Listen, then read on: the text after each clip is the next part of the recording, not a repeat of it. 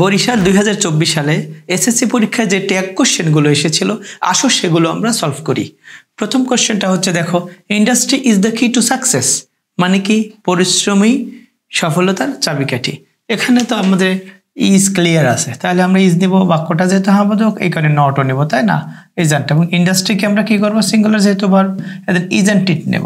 তাহলে সহজ কথা হচ্ছে ইজের কারণে এজেন্ট হয়েছে, হাবোধক নাবোধক হয়েছে, আর ইন্ডাস্ট্রিটা কি হয়েছে, ইট হয়েছে।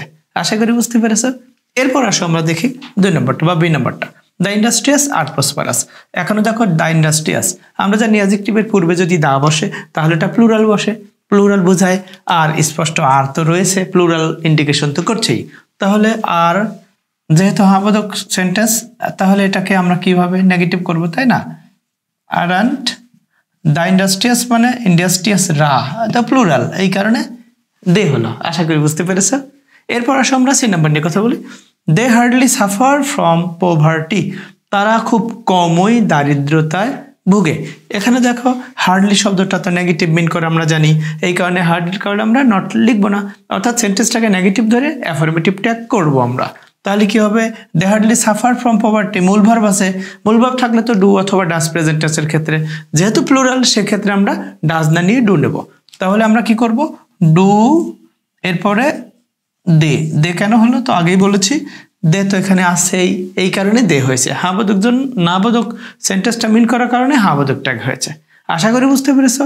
এরপর আসো আমরা 3 নম্বর নিয়ে কথা বলি, on the other hand idleness is a curse. যেহেতু সেন্টেন্সটা হাবোধক তাহলে আমরা নেগেটিভ ট্যাগ করব, ইজন্ট।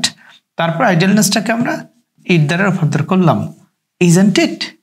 এরপরে আসো আমরা ই নাম্বার নিয়ে কথা বলি, দ্য আইডল সেলডম প্রসপার। আইডলরা খুব কদাচিতই সফল হয়, seldom, hardly, rarely, scarcely, never, এইগুলো যদি কোনো সেন্টেন্সের মধ্যে থাকে, লিটল, তাহলে আমাদেরকে নেগেটিভ সেন্টেন্সটা ধরে অ্যাফার্মেটিভটা করতে হয়। এই কারণে আমরা সেলডম থাকার কারণে নট নিব না। তাহলে মূল ভার্ব আছে প্রসপার, তাহলে ডু অথবা ডাজ। যেহেতু আইডল এই শব্দটা কি অ্যাডজেক্টিভ, অ্যাডজেক্টিভের পূর্বে দা আছে মানে কি, দা আইডল মানে অলস রা, সবাইকে বোঝাচ্ছে। তাহলে কি হবে, প্লুরাল হওয়ার কারণে ডু তো হবেই, সেলডম থাকার কারণে নট হবে না। তাহলে কি হবে, ডু দে, কি হবে, ডু দে। আশা করি তোমরা বুঝতে পেরেছো।